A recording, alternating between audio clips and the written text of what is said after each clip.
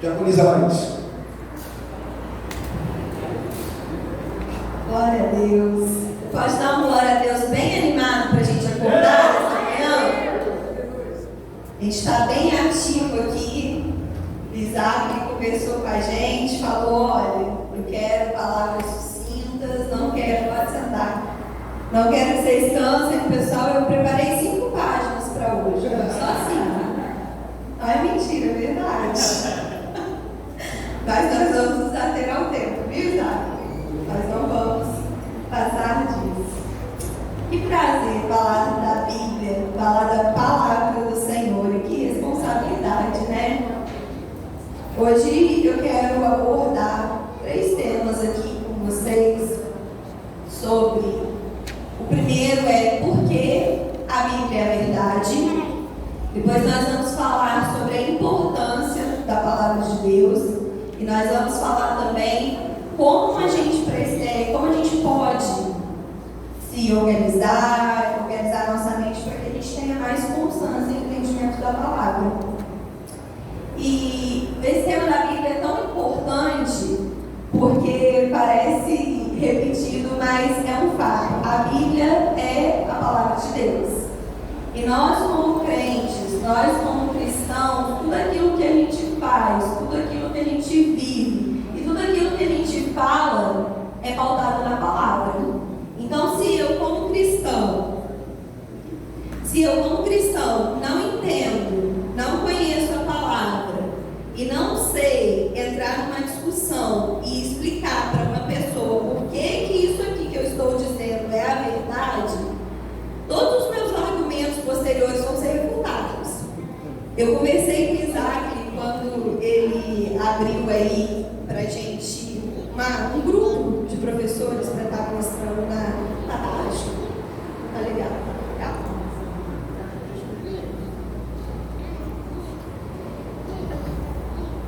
Um grupo de professores para estar ministrando na escola dominical, e eu pedi para ele para trazer esse tema como o primeiro tema do ano. Hoje nós estamos voltando aí com a escola dominical. Por quê?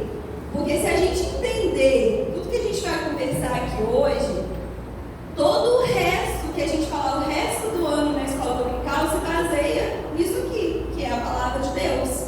Então a gente precisa conhecer e entender essa palavra, né?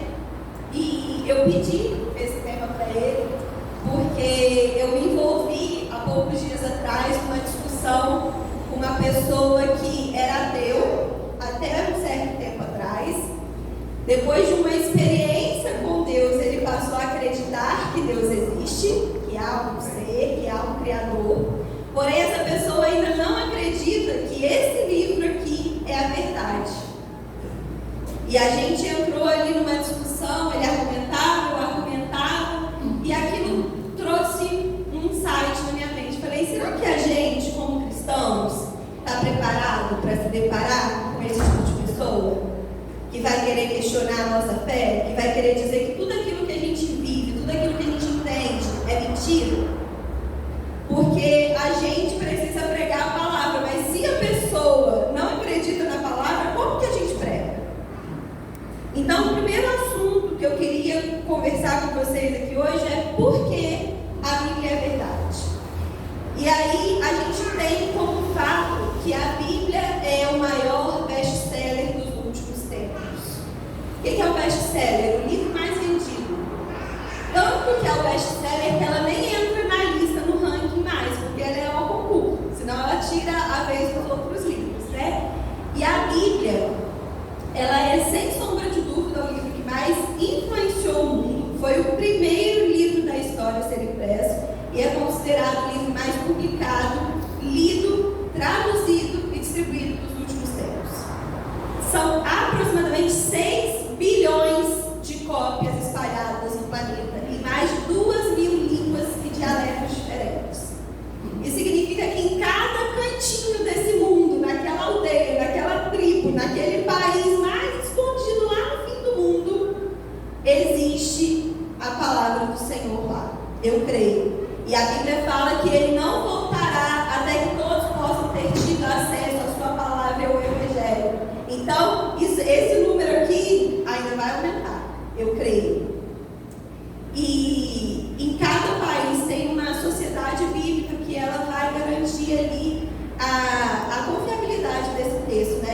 vai haver alteração, de que não vai haver nenhuma inclusão. E o primeiro fato que eu quero discutir com vocês sobre por que a Bíblia é a verdade é que a Bíblia ela tem uma evidência histórica. E aqui nós não estamos falando de religião, nós estamos falando de fatos e de ciência. Porque se você for discutir com um ímpio que não acredita na Bíblia, não adianta você discutir religião com ele. Você precisa discutir fatos.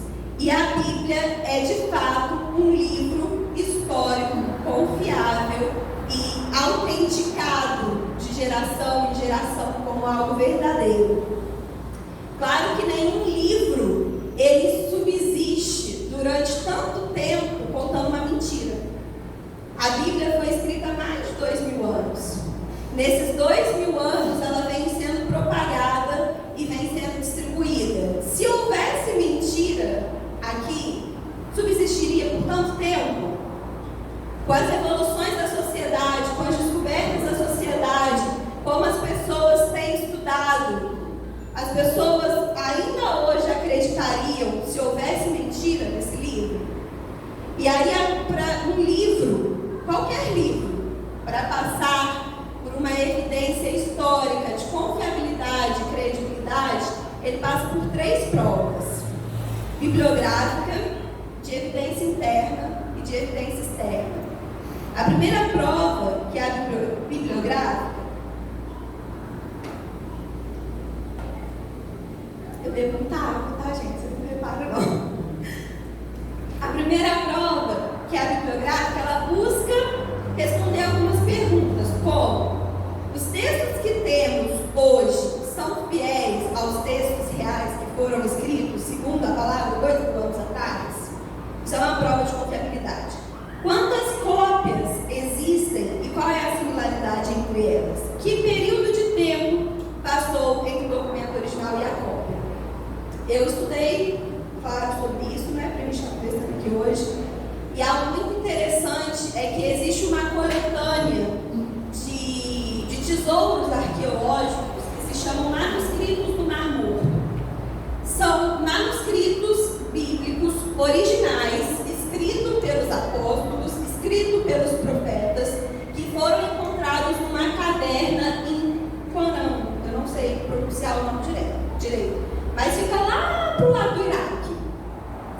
E estima-se aí, né, que foi no tempo da perseguição à igreja, uma forma de proteger os manuscritos bíblicos. Eles esconderam nessa caverna.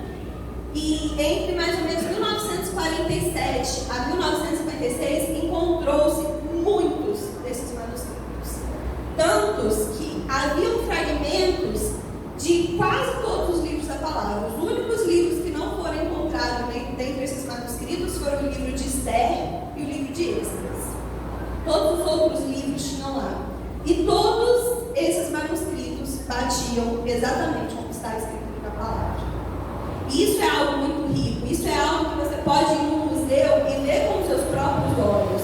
E existem provas, arqueólogos estudam e conseguem dizer com exatidão de quanto tempo atrás esses manuscritos foram escritos. Eles foram escritos há 2000 anos atrás. É coincidência? Não.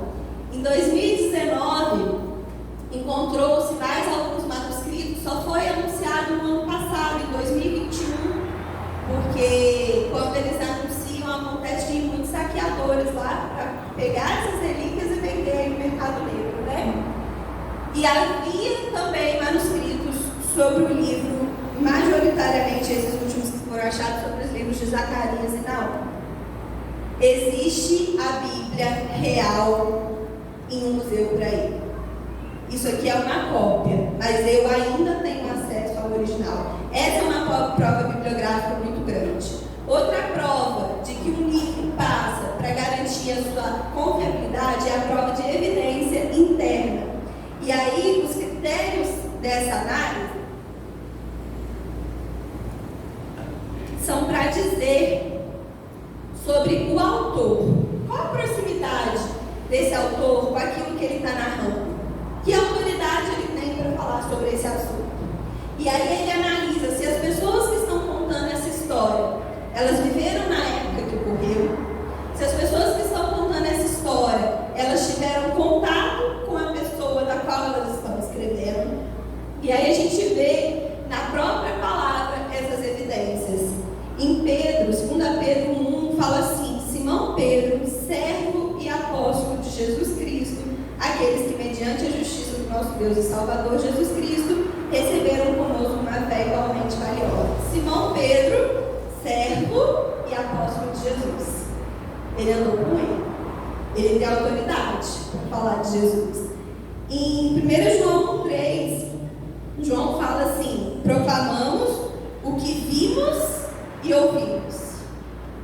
Eu não ouvi ninguém falar, não era uma fofoca, um boato que correu. Eu vi e eu ouvi, então eu tenho autoridade para falar sobre esse assunto. E quando a gente passa pelas outras provas, a gente entende que aquilo que esses homens estão falando aqui é verdade. Então essa é mais uma prova da confiabilidade desse livro. A terceira prova é de evidência externa, onde analisa se existem outras obras que concordam com aquilo que aquele livro está falando, que indicam que dentro daquele contexto coisas realmente parecidas aconteceram.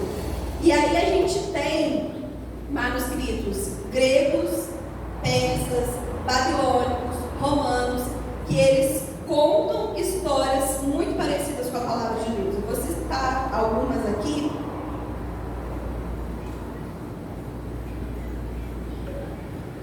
Cornélio Tácito, um historiador do primeiro século de Roma, conta sobre uma classe chamada Cristos, que numa tradução seria cristãos, que foram perseguidos, sofreram penalidades extremas durante o reino de Tibérios, na mão de um dos nossos procuradores, Pôncio Pilatos. Isso não é Bíblia, isso é um documento romano. Então, é uma evidência daquilo que conta aqui. Outra evidência: tábuas de argila, de muito tempo atrás. Elas falam sobre a saga de Gilgamesh. E aí, olha a história de Gilgamesh. Ele recebeu o conselho de Deus para construir uma embarcação com alimentos e abrigar os amigos e a família, porque um dilúvio destruiria a terra. Conhece alguma história assim? Depois tem a lenda do nascimento de Sarcão. É um manuscrito babilônico, que conta a história de um bebê nascido em segredo, colocado em um cesto de juncos, calafetado com betume pela mãe, levado à correnteza do rio, de onde é salvo por um servidor real. Alguém conhece uma história assim? Não é Bíblia. E tem ainda a história de um historiador babilônico chamado Beroso, que conta a história de uma criatura mítica, onde eles dão uma distorção aí na palavra, que emergiu do mar para dar sabedoria divina aos homens. E essa criatura chamava Oanis, que numa tradução entre línguas, aí numa tradução direta, a gente chega ao nome de Jonas, uma criatura que emergiu do mar para trazer sabedoria divina. Então, essas são provas de evidência externa, pessoas que não acreditavam em Deus, que não escreveram a Bíblia, que não eram profetas, mas escrevem histórias exatamente iguais a que a gente vê na Bíblia. Essa é mais uma prova de que o que está aqui é verdade. E por fim, a gente tem, essa é a terceira de evidência histórica. E aí existem também evidências físicas da Bíblia.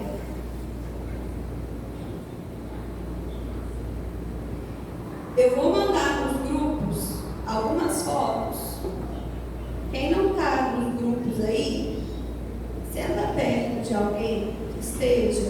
Vou mandar aqui, Rede de Mulheres, Liderança, Diaconia, TSD. Cadê as fotos?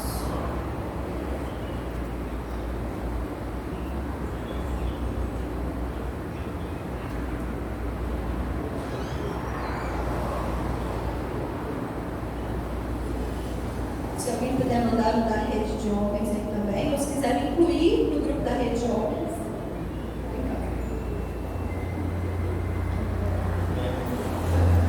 Eu quero saber da sua fofoca, gente. O grupo de homem é pior que o grupo de mulher, tá? Crente não faz fofoca, não. E aí, eu acabei de encaminhar aí algumas fotos para vocês.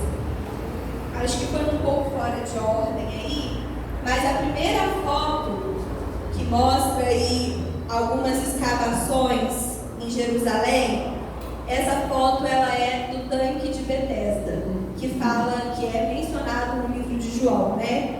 No livro de João, conta a história de Jesus curando um paralítico que estava à beira de um tanque, e o livro descreve como era esse tanque, inclusive com 5 pavimentos que davam acesso a esse tanque. Até um tempo atrás, acreditava-se que era uma linguagem figurada, que esse tanque era algo espiritual, não físico. Porém, há algum tempo, se eu não me engano, em 1888, durante escavações, encontraram um lugar que tinha 5 pavimentos de acesso e culminava em uma piscina. E aí fizeram todo um estudo e descobriram que aquele era o tanque de Betesda do qual a Bíblia fala. A segunda foto aí são esses manuscritos que eu citei para vocês agora, que fazem parte da coletânea que se chama Manuscritos do Mar Morto. E são evidências da palavra. Eu não conheço hebraico. Luciano acho que conhece alguma coisa, né? Se alguém quiser procurar na internet e traduzir isso aqui, vai ver que são trechos da palavra de Deus. E aí tem vários, alguns como esse aqui, tão antigos que não é escrito em papiro, é escrito em pedra, com argila.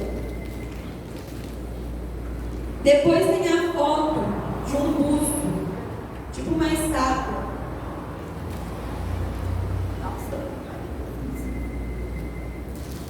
E em algumas escavações no Egito, encontraram um túmulo, que é o que tudo indica, é o túmulo de José.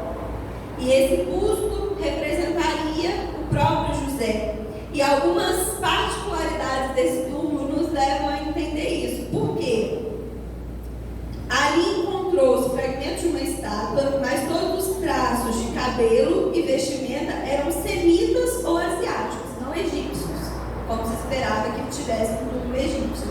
Além disso, há indícios de que era um provável vizinho de Faraó, mesmo sendo estrangeiro, que é aquilo que José foi, né?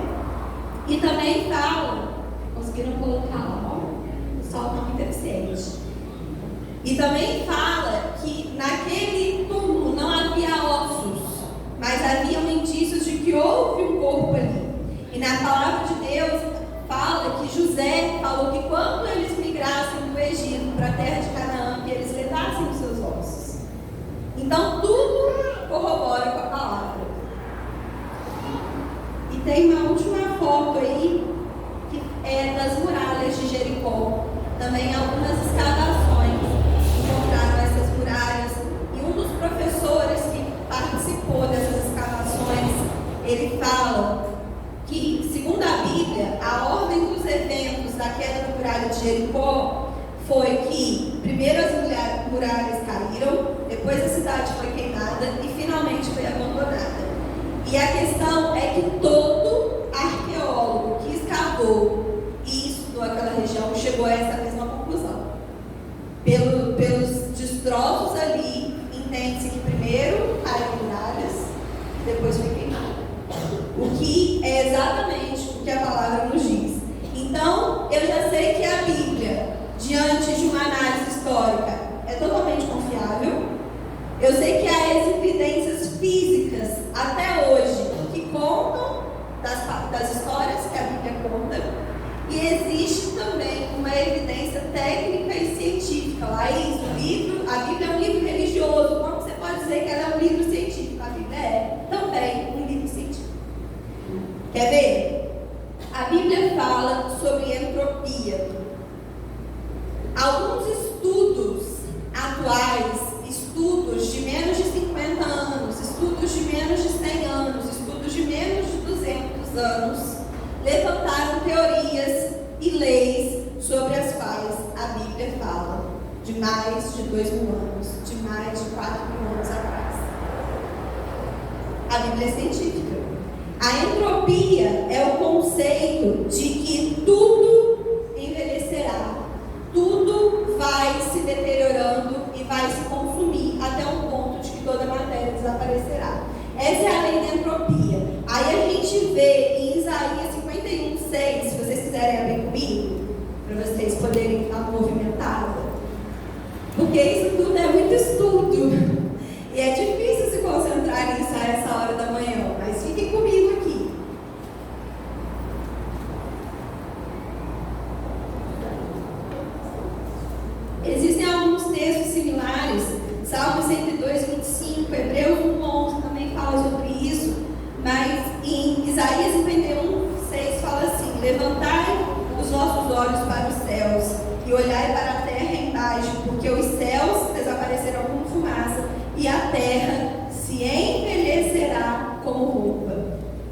seus moradores morrerão semelhantemente. É um prenúncio da entropia que a ciência ia estudar muitos e muitos anos mais tarde. A Bíblia fala sobre o ciclo da água quando ninguém ainda tinha noção de que esse ciclo acontecia. Em Eclesiastes 1:7 fala assim: todos os rios vão para o mar, e contudo o mar não se enche. Ao lugar para onde os rios vão, para ali tornam eles a correr. E aí, a título de curiosidade, existem rios que eles despejam aproximadamente 518 bilhões de galões de litros de água a cada 24 horas no mar. Se a água está caindo ali e não está enchendo, para onde ela está indo? E aí a gente vê lá em Eclesiastes 1:3 que diz assim: estando as nuvens cheias, derramam a chuva sobre a terra. E em Amós 9:6, pegando trechos, fala assim: o que chama as águas do mar e as derrama sobre a terra. Então, a ciência, depois de um tempo, ela estudou que o rio deságua no mar, a água do mar evapora, vai para o céu, chove, cai no rio, deságua no mar, ou seja, o ciclo da água, que a gente já estudou na pré-escola, que a gente conhece, mas há muito tempo atrás ninguém sabia disso. Essas são descobertas recentes da ciência, mas a Bíblia fala sobre isso.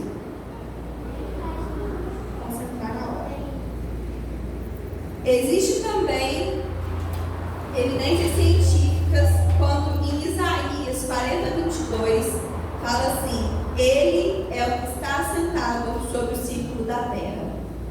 Existem até hoje pessoas discutindo se a terra é redonda ou plana. Claro que a ciência já conseguiu provar de que a terra é redonda, mas há muitos e muitos anos atrás acreditava-se que a terra era plana. Como que Isaías sabia disso? Todos esses homens receberam revelações divinas, porque o Senhor criou todas as coisas. E ele sabia como eram todas as coisas, ele sabia como funcionavam todas as coisas, e ele revelou a estes homens. Então, eu consigo bater de frente com a ciência e falar assim: você descobriu isso agora? Então, sei disso, ó. Tem tempo. A Bíblia que me contou. Algo interessante eu estava estudando essa semana, em Gênesis 30, sobre as ovelhas de Jacó. Jacó foi trabalhar para Labão, trabalhou muito tempo para Labão. Em determinado ponto ele falou: olha, não vou ficar aqui trabalhando para você a vida inteira. Eu preciso juntar riquezas, eu preciso fazer o meu patrimônio para poder ir embora com a minha família. E ele faz um acordo com Labão, que era muito esperto, gostava de tirar vantagem, e ele fala assim: olha, vamos fazer o seguinte, as ovelhas, as cabras malhadas e listradas serão minhas, e as cabras e as ovelhas negras também serão minhas. E algo que eu estava estudando essa semana é que Labão aceitou esse acordo de forma muito fácil. Por quê? Naquela região, a chance das ovelhas e das cabras procriarem dessa forma era muito baixa. Nasciam-se cabras brancas e cabras negras e ovelhas brancas. Ele pediu o contrário. Então Labão falou assim: a fichinha para mim, pode levar, fica à vontade. E aí o que José fez? Lá em Gênesis 30 fala assim, ó: tomou então Jacó varas verdes de álamo, de abeleira e de plátano, e lhes removeu a casca em riscas abertas, deixando aparecer a brancura das varas, as quais assim escorchadas pôs ele em frente ao rebanho, nos canais de água e nos bebedouros, aonde os rebanhos vinham para dessedentar-se. E conceberam quando vinham a beber, e concebia o rebanho diante das varas, e as ovelhas davam crias listradas, salpicadas e malhadas. Sabe qual foi o princípio que Jacó usou? O princípio de Lamarck, que fala sobre a lei do uso e desuso. E essa lei, estudada por Lamarck e divulgada há pouco tempo atrás, Jacó já utilizava, que fala que existiam transformações nas espécies em direção a uma maior complexidade em decorrência de pressões externas, ou seja, o ambiente influenciava o organismo, provocando a necessidade de modificação. A lei de Lamarck, e eu li sobre isso, é que não era um conhecimento da região. As pessoas na época de Jacó não conheciam, eles entendem que foi um próprio conhecimento que o próprio Deus revelou a Jacó para fazer isso. Aqui ela fala que não havia conhecimento sobre isso na época, né? Então, a gente entende que foi uma revelação do próprio Deus. E essa é uma lei da biologia, que foi descoberta há pouco tempo atrás, mas a Bíblia já falava sobre isso. Então, o que eu quero falar com vocês nessa manhã? A Bíblia é a verdade. Você, como cristão, precisa estar preparado para debater e para provar que a Bíblia é verdade. E ninguém pode contestar com você que a Bíblia é verdade, porque você pode provar. Você pode provar de forma histórica e documental. Você pode provar de forma física, com as evidências e as escavações arqueológicas. E você pode provar que a Bíblia é a verdade, porque a Bíblia explica a ciência. Observe, não é o contrário. As pessoas buscam explicação na ciência, que a ciência explica as coisas, mas não. A Bíblia explica a ciência. Eles estudam e falam que o homem, que a terra, tudo nasceu de uma explosão, de um Big Bang. A história que a Bíblia conta, ela é muito mais coerente. E se você for analisar, você consegue até incluir o Big Bang que eles acreditam, estudando Gênesis 1. Mas você e eu precisamos estar preparados para chegar para um ímpio, para chegar para um descrente, para chegar em alguém que vai falar para você assim: você vive essa mentira? Fala: ok, deixa eu te provar, vem cá, vamos sentar. Você sabe por quê? Porque como cristão, eu e você precisamos entender e saber da palavra. Sabe por quê? Porque senão a sua fé é curada. Não tem base. Qual é a base da fé cristã? A palavra de Deus. Se você não conhece e não entende a palavra, com base em que você vai pregar? Com base em experiências, em testemunhos? Isso é muito bom, como agora com a palavra. Mas se a pessoa começar a te apertar, e te apertar, e te apertar, você vai perder? O cristão nunca perde. A Bíblia fala que todas as batalhas, e todas as discussões, e todas as vitórias estão conosco. A gente perder uma discussão onde um quer provar que a Bíblia é mentira e eu quero provar que a Bíblia é verdade, é eu envergonhar o nome do Senhor. Isso é muito sério. Aí você fala assim: nossa, Laís, 9 horas da manhã você está discutindo ciência, você está discutindo prova bibliográfica comigo, pelo amor de Deus, minha cabeça não está preparada para isso essa hora da manhã. Mas você precisa se preparar. Então, o primeiro ponto que eu quero dizer para você aqui hoje é que a Bíblia é verdade, e eu posso provar e você também. E que nós precisamos estar preparados para isso. O segundo ponto que eu quero falar é sobre a importância da palavra de Deus. A Bíblia é a palavra de Deus, sustentada por quem? Pelo Deus da palavra. Eu te provei por milhões de formas porque ela é verdade, mas quem sustenta essas verdades por mais de 2000 anos? O Senhor. Um livro como esse poderia ter se perdido há muito tempo. Você vê que nas escavações encontraram, agora em 1940, manuscritos. Mas a Bíblia já tem, há muito antes disso. Se a gente dependesse da versão original, dos manuscritos originais, esse livro já tinha se perdido há muito tempo. Ninguém conheceria mais, ninguém falaria dele mais, viraria uma lenda. Mas quem sustenta a palavra é o Deus da palavra. Por isso ela subsiste há tantos anos. E aí, em Mateus 24:35, abra comigo, por favor.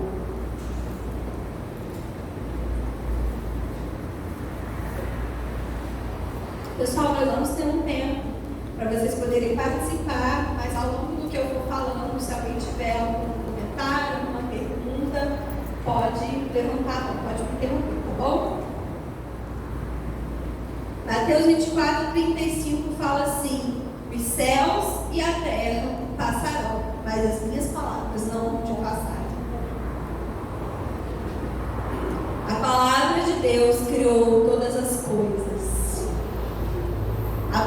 de Deus nos diz tudo sobre tudo. E é o Senhor quem sustenta a palavra dele para sempre. A Bíblia fala que a palavra de Deus não volta, que na palavra de Deus não tem engano, não tem contradição, porque Ele é quem sustenta a palavra. A Bíblia conta com diversos autores. Então você poderia pensar assim, um escreveu numa época, outro escreveu em outro lugar, outro escreveu 100 anos depois. Como que isso tudo aqui se encaixa? Como que um profeta que escreveu há 4.000 anos atrás casa certinho e não contradiz um profeta que escreveu há 2.000 anos atrás? São 2.000 anos de diferença entre um e outro. Porque quem sustenta a palavra é o Senhor.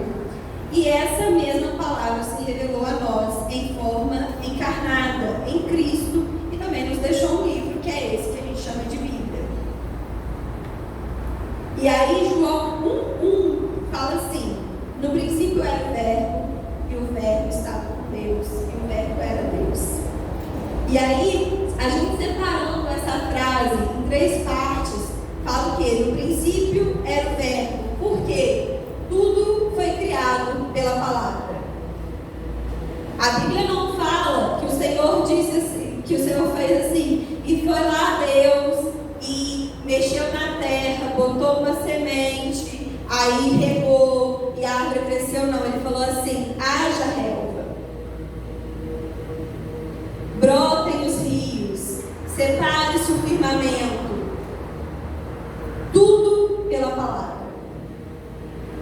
Tudo no verbo. Verbo é a palavra. E aí fala assim: e o verbo estava com Deus.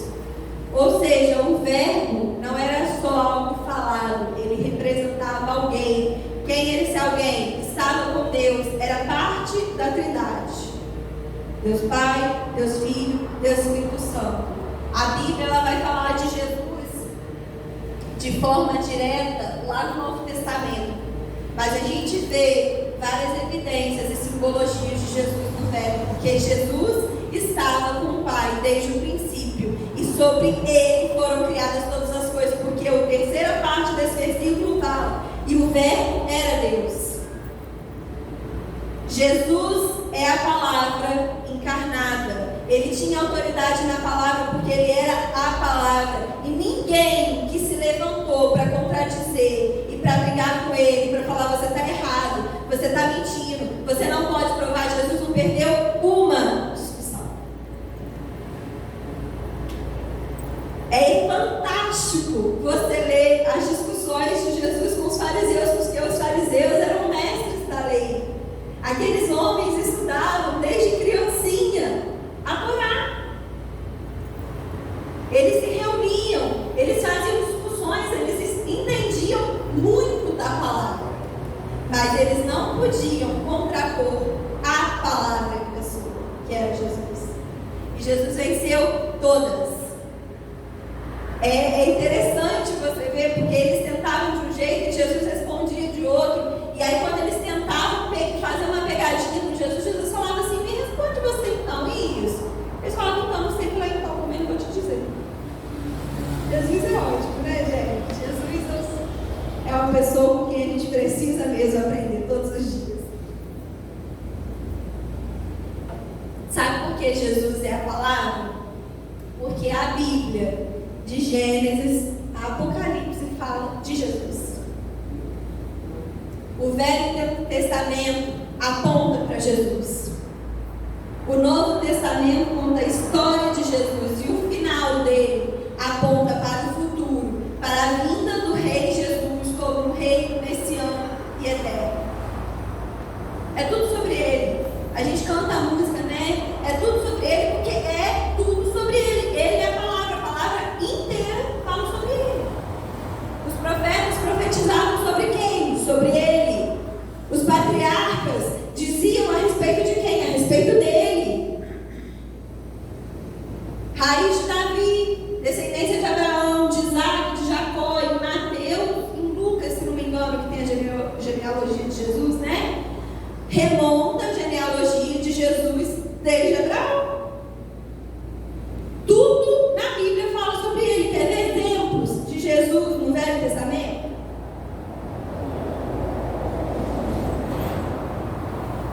Abraão recebe, depois de...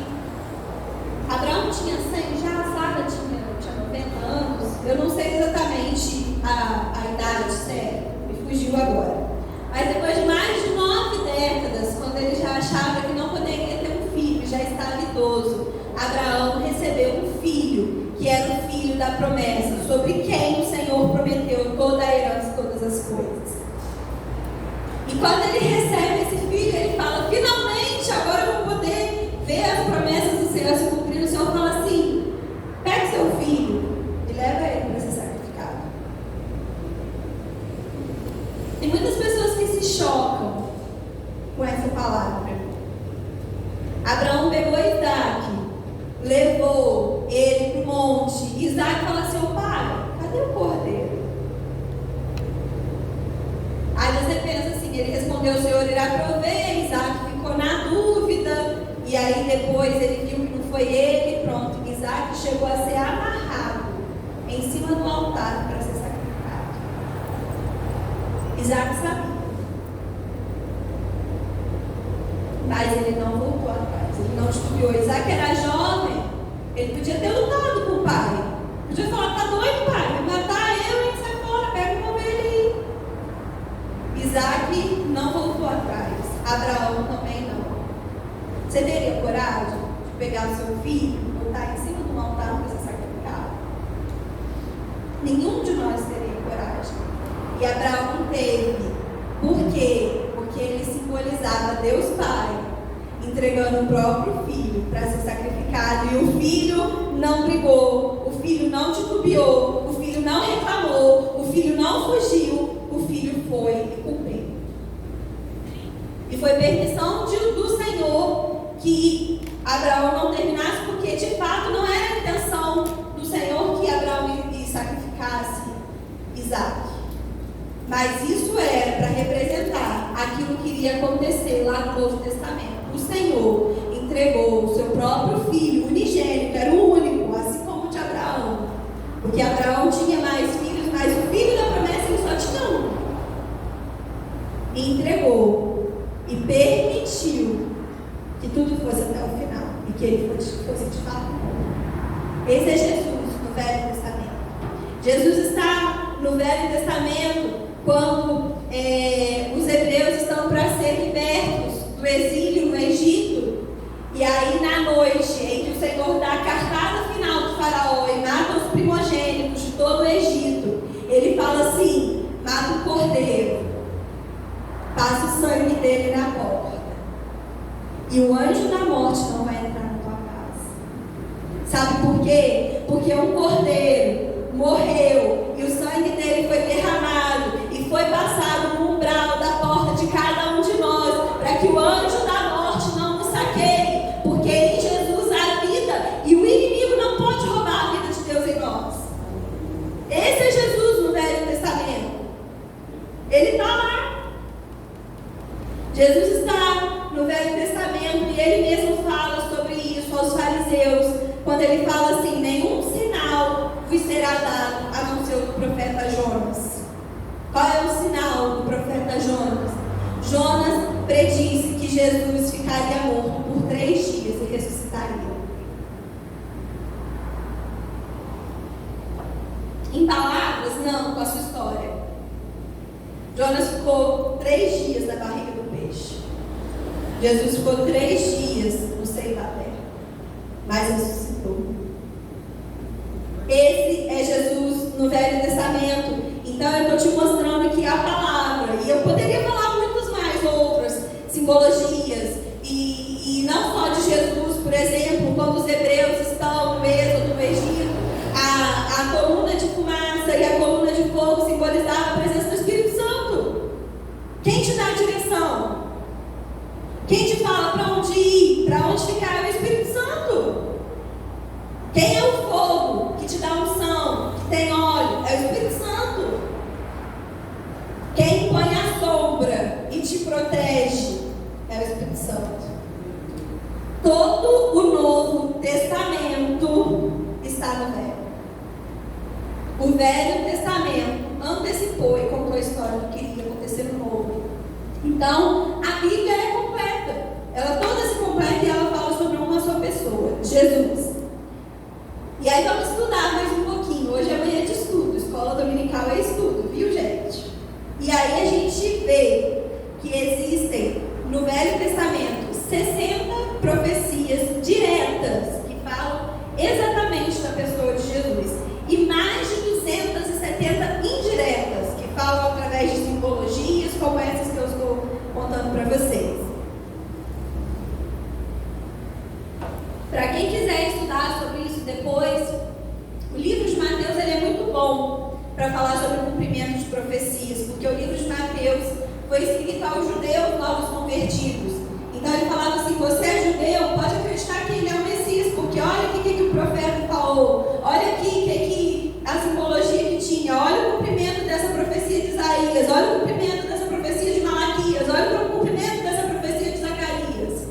O livro de Mateus, do início ao fim, ele mostra na figura de Jesus o cumprimento das profecias do Velho Testamento. E aí fizeram um estudo e a probabilidade estatística, estamos falando novamente de ciência, para que a ciência não possa brigar e bater de frente com vocês. A probabilidade estatística de mais de 330 profecias se cumprirem em uma única pessoa é incalculável. Qual é a probabilidade disso acontecer? Nula. Mas Jesus cumpriu. Porque todas as profecias falavam sobre ele. E a ciência não consegue provar, mas Jesus consegue.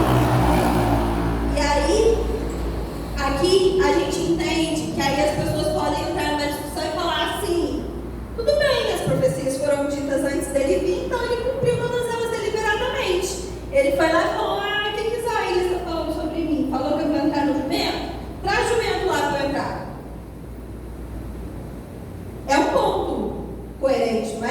Você fala assim: poxa, agora me pegou. Não te pegou não, sabe por quê? Boa parte dessas profecias não estavam sob a ação de Jesus.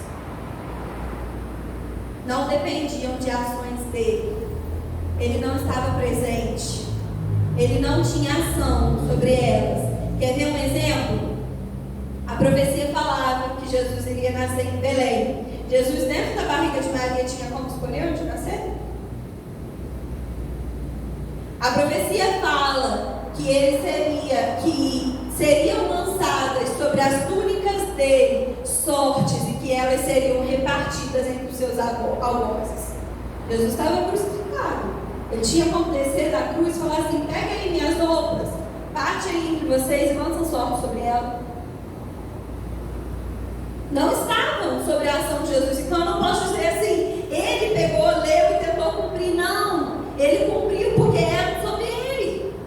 Mais de 330, 60 profecias diretas sobre ele. Ele não faltou uma, ele cumpriu todas. A ciência não pode mais brigar com a religião de dizer Jesus não existiu. A própria ciência conseguiu provar que Jesus existiu. Eles ainda discutem suas características divinas, a questão religiosa sobre a pessoa de Jesus, mas a própria ciência provou que Jesus existiu. É irrefutável a existência de Jesus. E aí eu tenho uma Bíblia. Laís, a própria questão do ano que a gente segue de calendário, que é antes e depois de Cristo, já prova que há 2000 anos ele mudou essa história. Bom ponto. O próprio calendário que a gente vive e que é aceito pela maioria dos países, se eu não me engano, apenas a China e o Japão seguem um calendário diferente. Mas o resto do mundo segue o mesmo calendário. Esse calendário se divide em antes de Cristo, depois de Cristo. Até o ateu vive esse calendário. Não tem como ele brigar com isso. E essa Bíblia ela traz um estudo sobre a tabela de profecias messiânicas. Se vocês quiserem, eu posso compartilhar com vocês depois. E aqui fala sobre as 60 profecias diretas sobre Jesus. E fala quais eram elas, aonde elas foram profetizadas e em que parte da Bíblia elas foram tem o versículo da profecia e tem o versículo do cumprimento. Eu vou citar algumas, óbvio que não vai dar tempo da gente citar todas, mas existe profecia em Isaías sobre um homem que seria nascido de uma virgem. Se cumpriu em Mateus, em Lucas. Existe profecia de que ele seria descendente de Davi. Existe profecia de que ele seria Deus conosco, ou seja, Deus que saiu lá da sua glória, da sua divindade e veio habitar aqui conosco. Existe profecia sobre ele ser um profeta, sobre ele ser um sacerdote, sobre ele ser um juiz, sobre ele ser um rei, e ele foi todas essas coisas, foi e é. Existe profecia em Salmos sobre ele ser mestre de parábolas. Existe profecias em Salmos e Isaías sobre ele ser ressuscitado entre os mortos. Existe profecias em Salmos sobre ele ser traído por um amigo. Existe profecia em Isaías, foi levado como ovelha muda diante dos acusadores, ele não abriu a boca dele. Existe profecia sobre ele ser agredido e cuspido, sobre ele ser alvo de zombarias, sobre ele ter os pés e as mãos transpassados, sobre ele ter orado pelos perseguidores, sobre ele ter sido odiado sem motivo. Existem profecias sobre as vestes repartidas e lançadas sobre elas. Existem profecias sobre os seus ossos não terem sido quebrados. Você sabia que todas as pessoas que eram crucificadas, em determinado momento quebravam-se as pernas para que a morte fosse antecipada? Até mesmo os algozes tinham pena das pessoas que foram sacrificadas, e depois de um tempo de martírio e de sofrimento, eles iam lá e quebravam as pernas, porque a pessoa morria por asfixia. Mas Jesus morreu antes que as pernas dele fossem quebradas, porque a palavra de Deus dizia que nenhum osso dele seria quebrado, e ele cumpriu.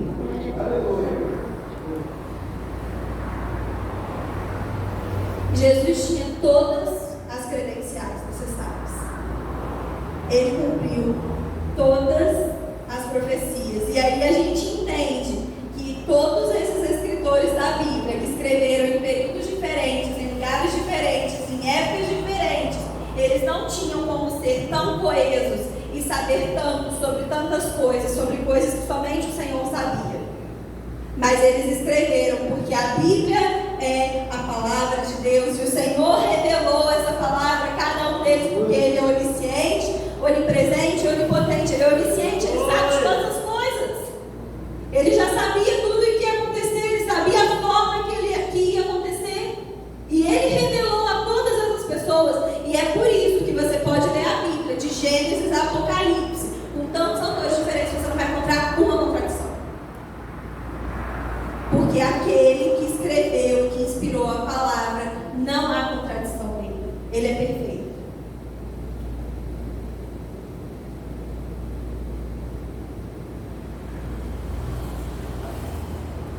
Para os pesquisadores, para os cientistas, não para os religiosos, o que comprova, eu já me lembrei disso duas vezes, para os cientistas, o que comprova de modo incontestável a existência de Jesus são diferentes pessoas que viveram em épocas e locais distintos, sem a possibilidade de terem tido contato umas com as outras, visar fazerem relatos extremamente semelhantes. André Chevirtaz, que é um desses estudiosos, ele fala que muitos desses autores são seguidores do cristianismo, mas há também judeus e romanos que nunca se tornaram cristãos e que falam sobre a mesma pessoa de Jesus.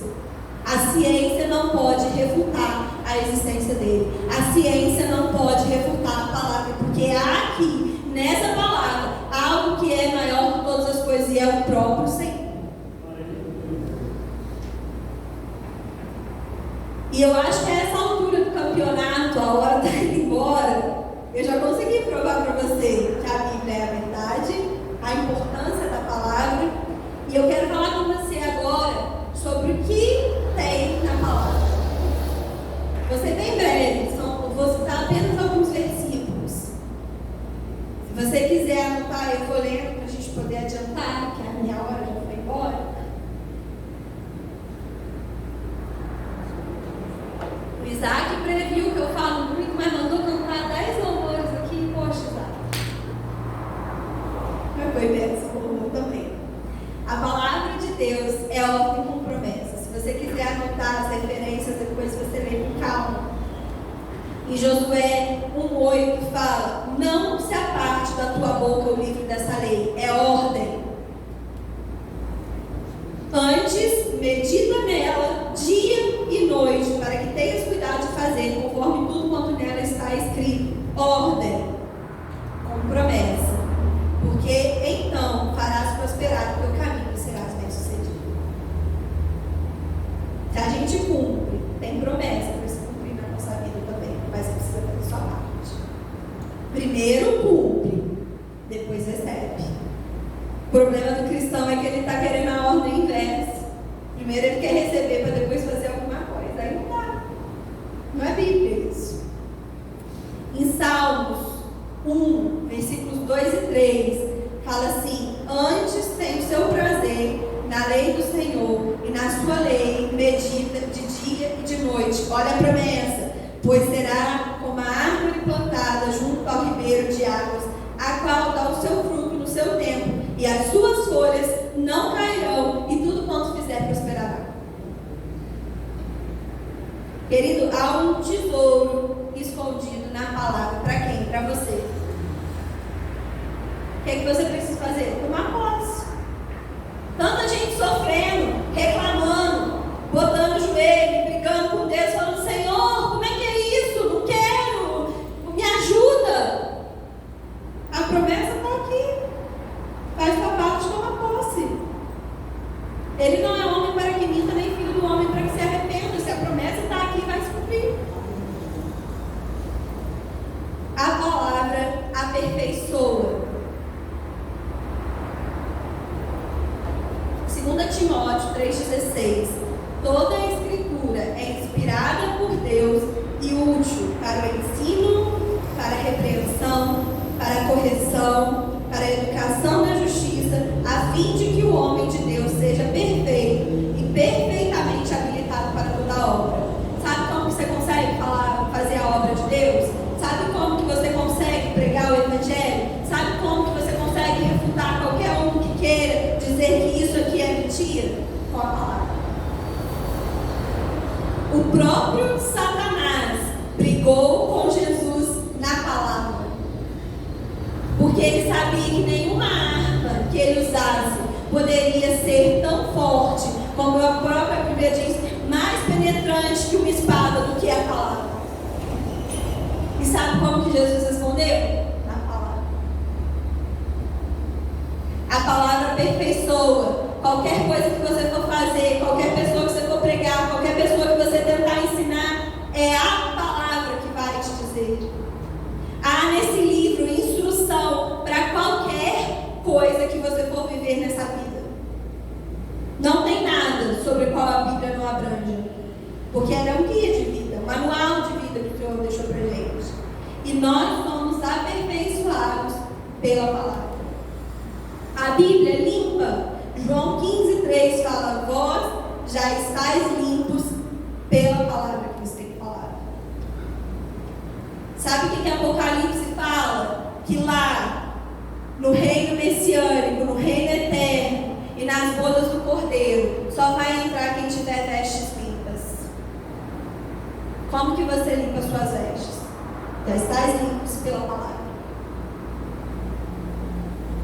A palavra de Deus santifica. João 17:17. Santifica-os na verdade. A tua palavra é a verdade. Aquele que não forçando não verá a Deus. Palavra. Como que você santifica? A palavra. A palavra de Deus liberta. João 8:32. Conhecereis a verdade e a verdade vos libertará. Tem um monte de gente tentando te aprisionar com tudo quanto é mentira nesse mundo. O inimigo arma artimanhas e armadilhas todos os dias para te prender, mas a palavra de Deus te liberta. Vocês são livres pela palavra. A palavra de Deus é arma para a guerra.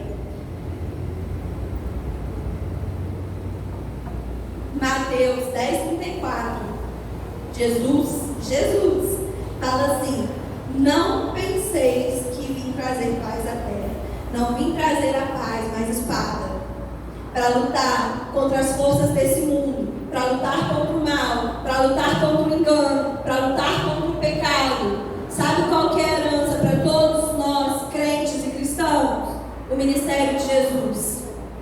Sabe o que o ministério de Jesus vem trazer? Guerra contra este mundo. Em todo tempo que você habitar aqui, nessa terra, você está numa batalha. Em todo tempo que os seus pés estiverem sobre essa terra, há uma guerra acontecendo e você é parte dela. E você precisa tomar consciência disso. Você já viu um soldado que vai para a guerra sem saber que está indo para a guerra? Chega lá no campo de batalha e fala assim: ué, quem está aqui? O que essas pessoas estão fazendo aqui?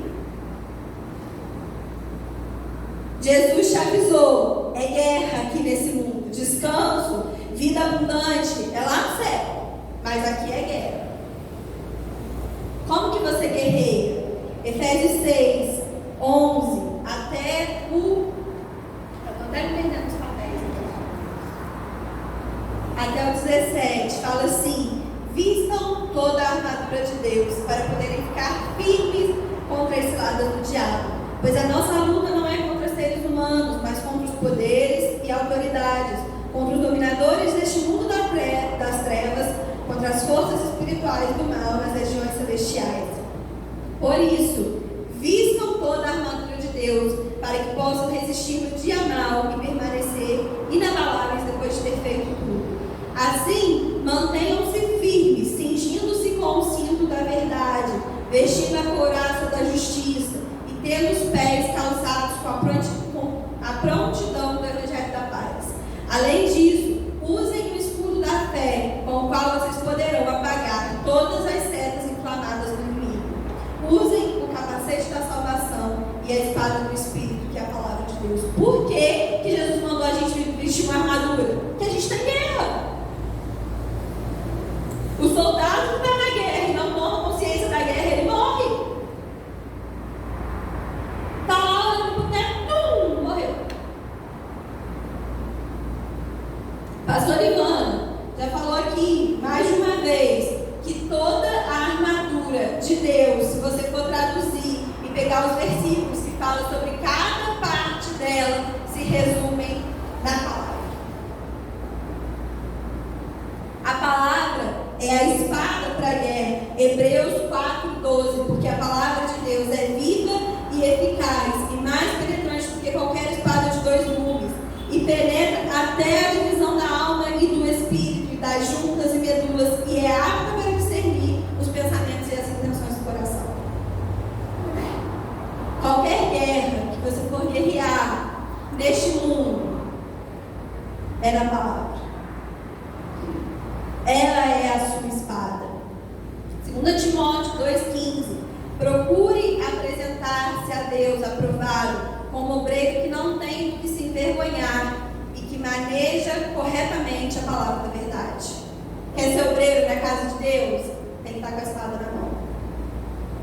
O pessoal, quando foi reconstruir a cidade, os muros, o templo de Israel após o exílio, eles pegavam a enxada numa mão e a espada na outra, porque os inimigos vinham contra eles para impedir que eles reconstruíssem a cidade. Sabe como que o obreiro tem que estar na obra? Com a enxada numa mão e com a espada na outra. Com a enxada, fazendo a obra, fazendo os ministérios, cumprindo o ID, ajudando a igreja, mas a espada tem que estar na outra mão. O tempo todo, eles não largavam a espada para pegar a enxada, era uma numa mão, a outra para outra. Sabe como que você é um obreiro aprovado diante do Deus e não ter do que se envergonhar, de não baixar a cabeça para o ímpio, para o ateu que fala que a sua Bíblia é a verdade? Maneja a palavra de Deus corretamente, maneja bem a espada.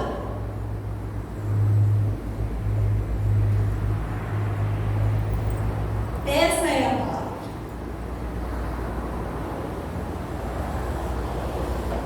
E por fim, minha hora já foi embora. Isaac não vai me chamar mais, gente.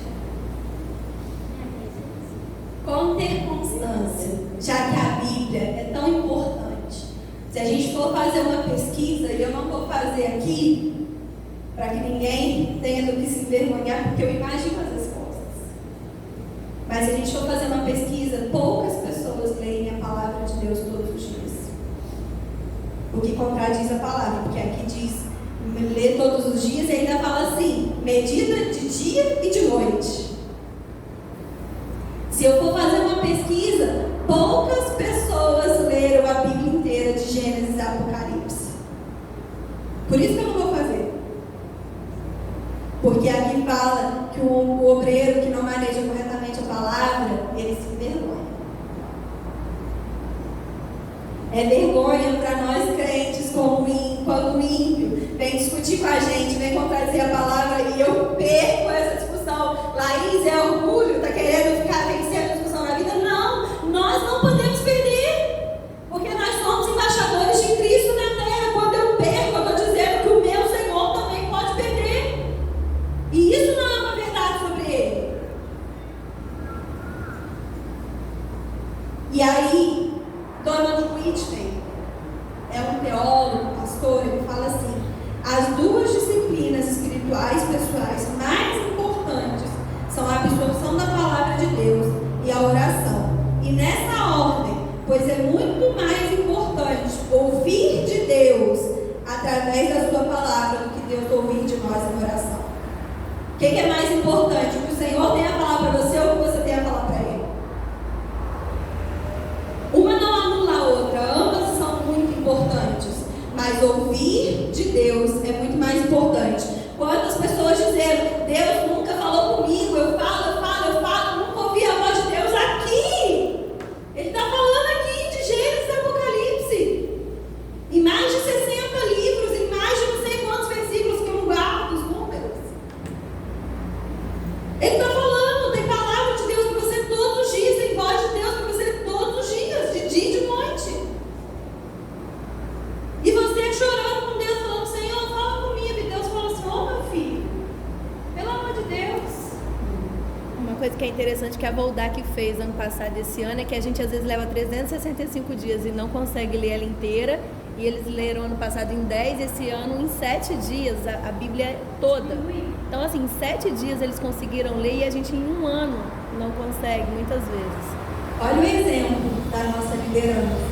O bispo José Elias, pelo 2º ano seguido, lê a Bíblia inteira. O primeiro ano foi em 10 dias, esse ano agora foi em 7. E você, com um cronograma de leitura bíblica em um ano, que não está conseguindo cumprir. É vergonhoso. Nossa, Laís, você pega a gente mesmo, mas é palavra. Estou pregando palavra, não estou falando nada de mim. Fala que o obreiro, para não ter do que se envergonhar, tem que manejar corretamente a palavra. E aí, as grandes dificuldades que temos de nos apegar com firmeza às Escrituras é pela baixa consciência sobre o seu autor. Eu vou falar para você mais uma vez. A Bíblia é a palavra de Deus. Como ter mais consciência de Deus, desse autor, e entender por que esse livro é muito tão importante? Romanos 10:17. A fé vem pelo ouvir e ouvir a palavra de Deus. E aí, o que eu faço? Tá bom, Laís, eu entendi, é importante, eu preciso, mas como que eu faço? Eu não consigo. Salmo 119:18. Certamente, abre tu os meus olhos para que veja as maravilhas da tua lei. Uma complementa a outra, leitura da palavra e oração. Senhor, eu não consigo, abre os meus olhos para que eu possa começar a ler esse livro e não conseguir parar e achar maravilhoso e ter vontade de ler mais, e de ler mais, e de ler mais. Efésios 1:17-19. Que o Senhor, que o Deus de nosso Senhor Jesus Cristo, glorioso Pai, lhes dê espírito de sabedoria e de revelação no pleno conhecimento dele. Por uma parte, que os olhos do coração de vocês sejam iluminados, a fim de que vocês conheçam a esperança para a qual ele os chamou, aqui, as riquezas da gloriosa herança dele nos santos e a incomparável grandeza do seu seu poder para conosco, o que cremos, conforme a atuação da sua poderosa força. A palavra de Deus fala assim: pedi e dar-se-vos-á. Vocês pedem, mas não recebem, porque pedem mal. Porque pedem para os seus próprios deleites, para os seus próprios prazeres. Salomão encontrou o gênio da lâmpada. E ele falou assim: faz um pedido. O gênio da lâmpada é o Senhor, aquele que realmente pode conceder todos os desejos do nosso coração. Se Deus falasse para você assim hoje: faz um pedido, qualquer coisa que eu te dou, você pediria a mesma coisa que Salomão?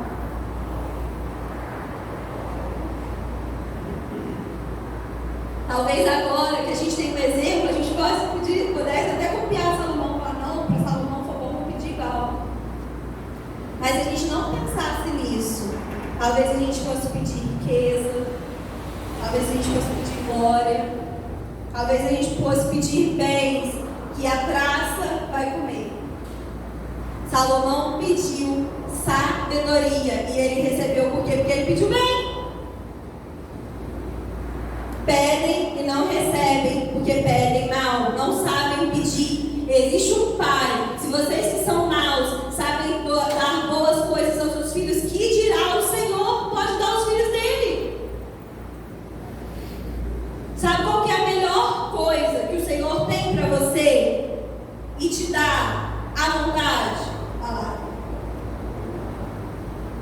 Quantos têm um exemplar desse livro dentro de casa, que abre uma vez por semana na igreja por 5 minutos? Existe vida dentro desse livro e você aí vivendo miséria.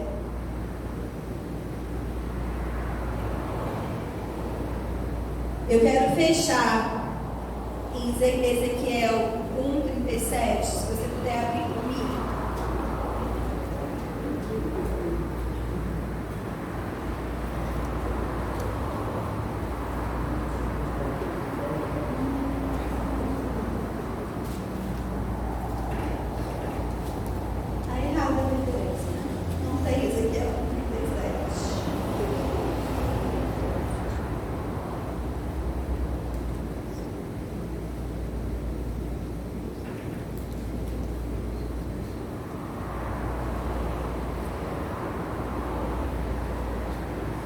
Me ajudem aí nas referências da palavra do Vale de Ossos Secos. Eu guardo a palavra, mas não guardo as referências.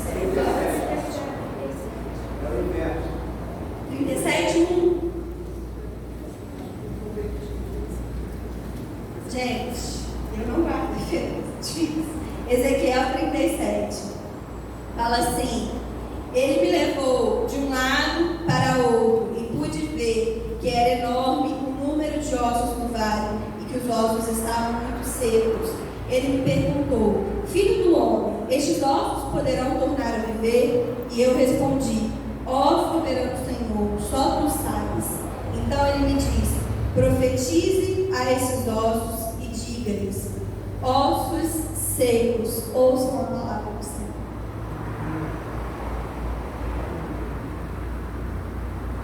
Assim diz o soberano Senhor a estes ossos: farei um espírito entrar em vocês, e vocês terão vida. Porém tendões em vocês, e farei aparecer carne sobre vocês, e cobrirei com pele. Porém um espírito em vocês, e vocês terão vida. Então vocês saberão que eu sou o Senhor. Sabe o que fez aqueles ossos secos se levantarem, receberem tendões, receberem carne, receberem espírito e receberem vida? A palavra do Senhor. Sobre a palavra do Senhor, aqueles ossos se reviveram. Sabe o que isso quer dizer para mim e para você? Sobre a palavra do Senhor tem vida para você. Tudo aquilo que está em ruína, tudo aquilo que está seco, infértil, toda dificuldade, ela vai embora sobre a palavra do Senhor, porque a palavra é vida. Eu passei muito da minha hora. Eu queria ter terminado 10h30. Mas eu não podia deixar de falar tudo que eu anotei aqui para falar com vocês. Sabe por quê? Porque foi o Senhor que me revelou essa palavra. Sabe por quê? Porque eu não tinha entendimento para falar sobre tudo isso. Mas o Senhor me deu através da leitura da palavra. Aí você fala para mim assim, Laís, você prega tão pouco tempo, às vezes você fala tanta coisa, como você sabe? Eu não sabia. Mas eu me coloquei à disposição do Senhor para pregar a palavra e Ele me conta a palavra. O Charles está aqui, é minha testemunha. Tem dia que eu saio do banho, eu sento na cama e eu pego meu celular e eu começo a digitar, e ele pensa assim, o que essa menina está fazendo? Porque às vezes eu estou tomando banho e o Senhor está revelando a palavra dele para mim e fala, sabe aquilo que você leu? Lá isso quer dizer isso, que casa com isso, que se relaciona com aquilo. E aí a palavra sai do nada? Não. A voz do Senhor. Deixa eu te falar uma coisa. Você terá autoridade para pregar o Evangelho e para vencer todas as discussões com qualquer pessoa que se levante contra você quando você manejar bem a palavra. Estudar muito, fazer teologia, não. Porque eu também não sei tudo. Mas quando eu me coloco à disposição do Senhor para ler a palavra, é Ele quem vai me contando. Quem contou para as pessoas que escreveram esse livro, tudo que está escrito aqui, foi o Senhor.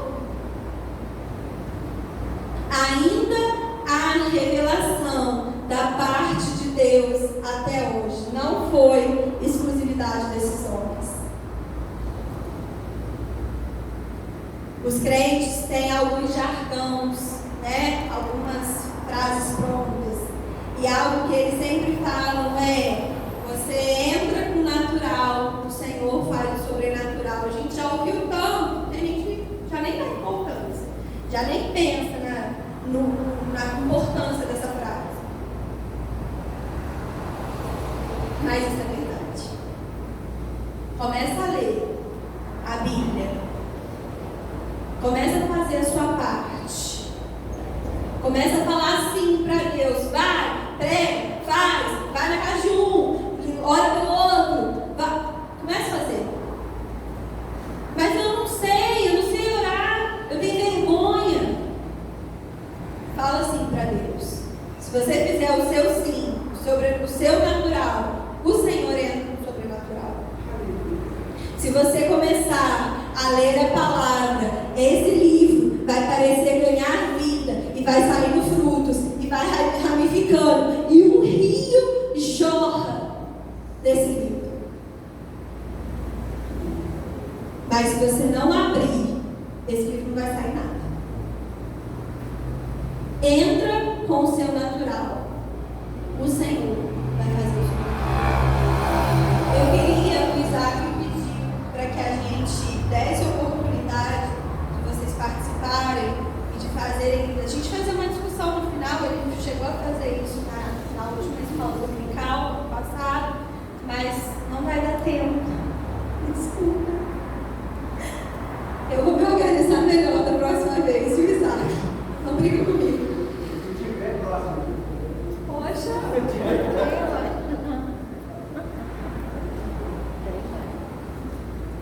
mas vai para casa, medita nisso.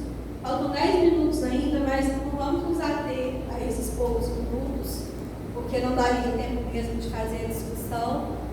Mas o Senhor falou aqui nessa manhã. Não sou eu, e nem me sinto especial por carregar essa mensagem. Não, que cada vez mais eu diminua para que o Senhor cresça. Porque quem vai revelar essa palavra dentro do seu coração, eu poderia falar aqui por mais 2 horas, e olha que eu consigo. Falar comigo mesmo. Eu era professora, eu tinha que dar 4 horas de aula, então 1h30 tinha, né? Mas eu poderia falar aqui 4 horas e você sair daqui do mesmo jeito que entrou. levar vida para você, o Espírito Santo ministrando e testificando ela no coração de cada um de vocês.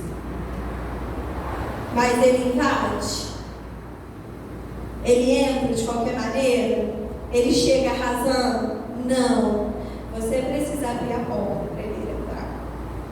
Você precisa falar assim: Espírito Santo, pode falar comigo, abre o meu entendimento.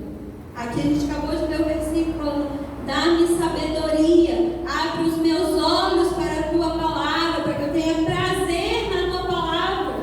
Quando a gente fala assim, eu começo a ler a Bíblia e dá 5 minutos eu estou com sono, porque você está lendo a Bíblia no natural. Ora antes de ler a Bíblia e fala assim: Senhor, eu estou fazendo o meu natural, eu abri, eu separei o tempo, eu estou me dispondo a ler.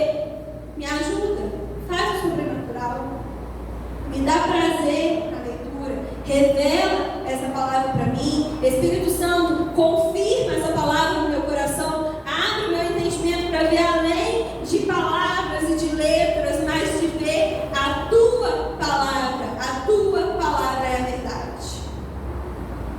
Que nessa manhã possa ter sido plantada no seu coração a semente pelo amor pela palavra, e que ela possa frutificar, e que vocês possam dar frutos e a gente possa ver os frutos de vocês aqui.